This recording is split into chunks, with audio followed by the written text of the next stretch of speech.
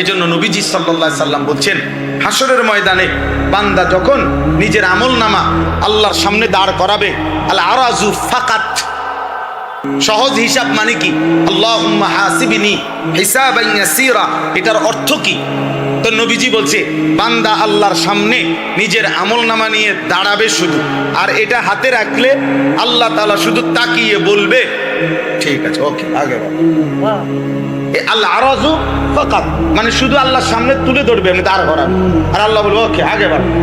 রাসূল বলছেন সাল্লাল্লাহু আলাইহি সাল্লাম, খোদার কসম, সেই কেবল জান্নাতি হবে। আর যদি একটা বারের জন্য আল্লাহ একজন বান্দাকে যদি বলে কিফ, থামো, একটা পৃষ্ঠা উল্টাও, রাসূল বলছেন নিশ্চিত সে জাহান্নামী। মান নুকিশা উযিব,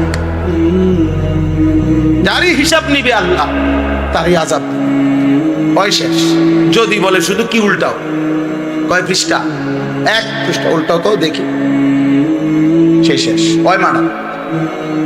আল্লাহ আমাদেরকে হেফাজত করে। এজন্য নবী নিজে দোয়া করতেন, আল্লাহুম্মা হাসিবনি হিসাবান ইয়াসীরা।